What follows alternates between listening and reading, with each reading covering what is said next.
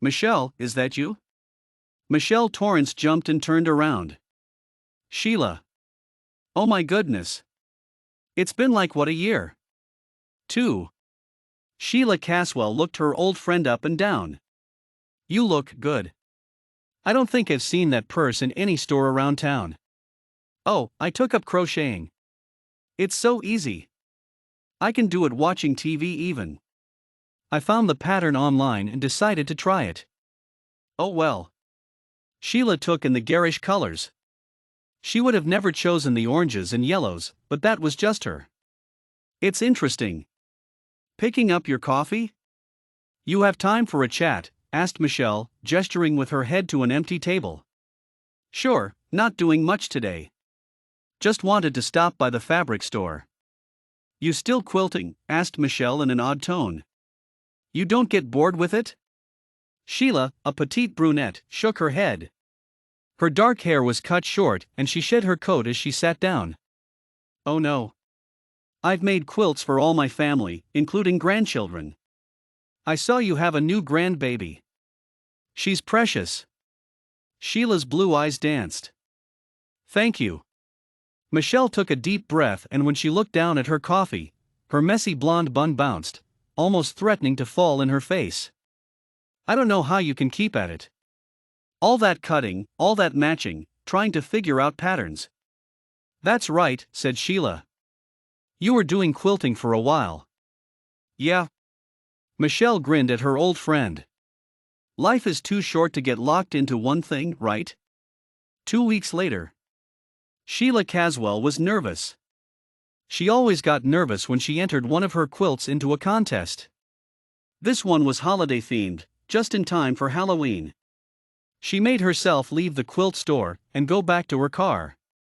She was on the sidewalk when she saw Michelle. The woman's blonde hair was done in shades of blue and she wore tons of cheap jewelry. Michelle spotted her and waved. Sheila, hello. Hey. What happened to your crocheted purse? Oh, got tired of it. Actually, just sold all of the yarn I had on eBay. She tilted her head, making her earrings jangle. I used the profit to buy me a jewelry making kit.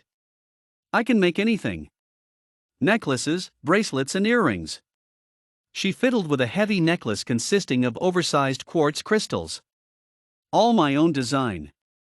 I don't like copying the stuff in those beading magazines. You like? Sheila didn't have the heart to tell her no, but Sheila preferred delicate chains and small pendants. She rarely wore dangle earrings. It's nice. So you're making jewelry now? Yes. So much more fun and less boring than crocheting. So tedious. Right. So.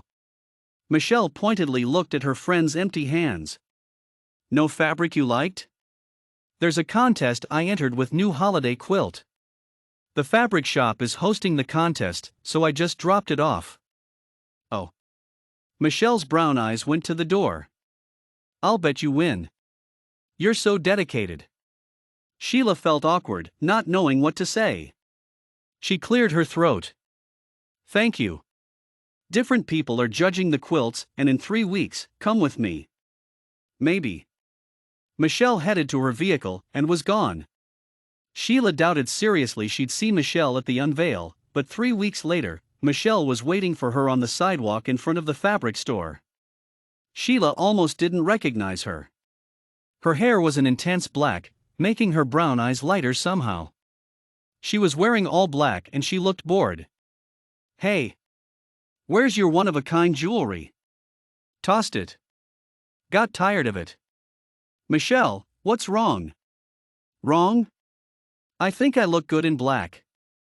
Sheila kept her opinions to herself. Well, come in.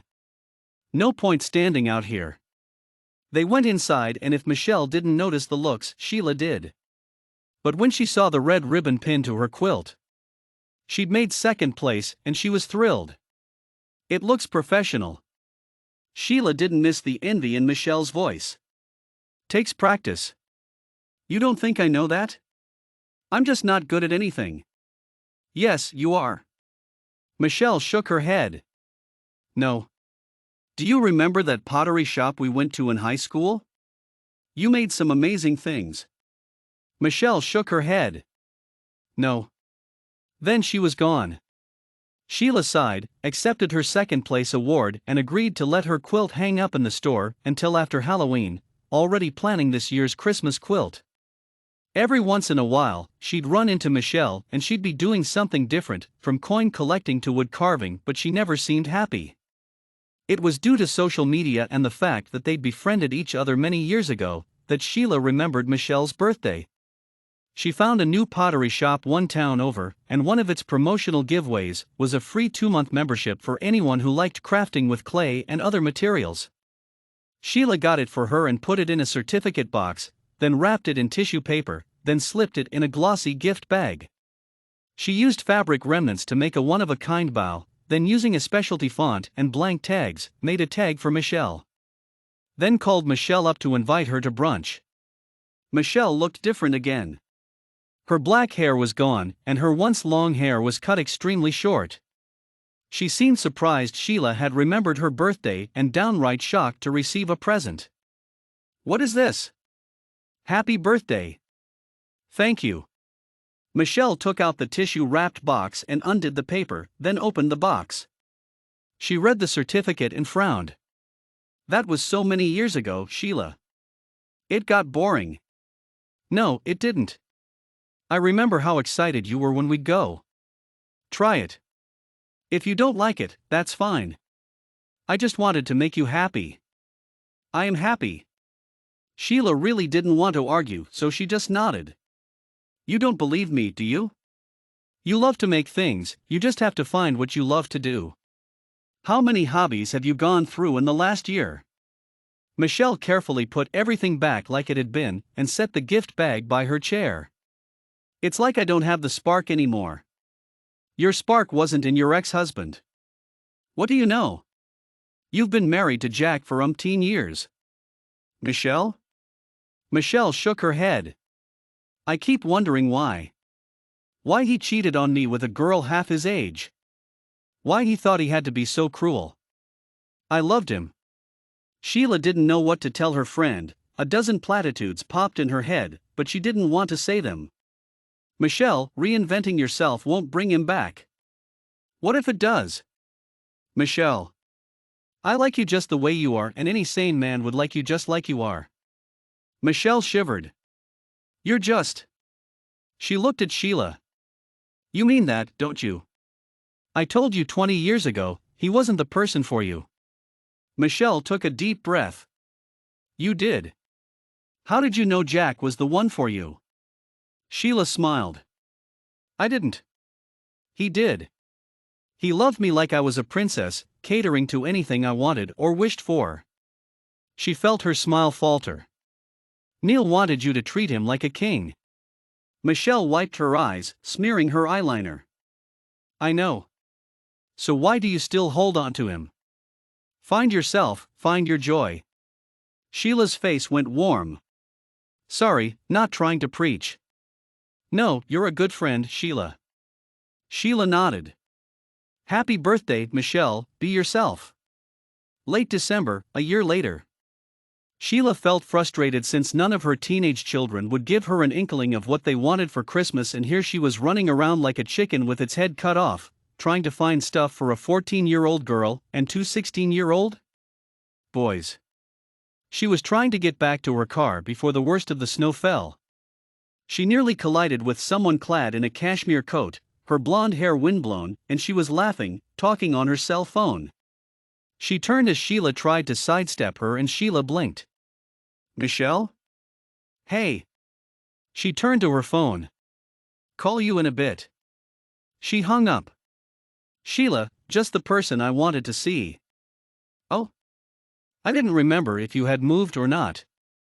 I know your old address but didn't see your car there. Anyway, here." It was a box roughly 10 inches long, 12 inches wide, and 8 inches deep. Sheila juggled her packages and managed to unlock her car. "Thank you. Let me help." Michelle took the packages and set them on the back seat. Then she stood there, waiting for Sheila. "You want me to open it now?" Yes. Sheila set her purse in the driver's seat and ripped off the pretty paper. She opened the box and pulled an item out of the box. It was a perfectly detailed lighthouse painted in the colors of the town's lighthouse. It's beautiful. I remembered you love them. I do. I love this one. She tilted it, expecting to see a sticker on the bottom, but there was none. Instead, unlike the lighthouse and its base, the bottom was rough and unpainted. Michelle's full name in cursive was on the underside along with a number and a date. It's one of a kind. Just for you. Michelle gave her an embarrassed look. I've been making figurines and selling them, some painted, some not. And I decided you're right. Neil is gone, I'm done with him. I'm not grieving anymore, so I pulled out all the clothes he gave me and decided I would wear them, like this coat. Good for you. Thank you. Michelle hugged Sheila. You snapped me out of my funk. So, no flipping through crafts every week or so. No. Working the clay keeps me busy. And I have people sending me orders. Sheila smiled as Michelle walked away, being herself. That was all that mattered.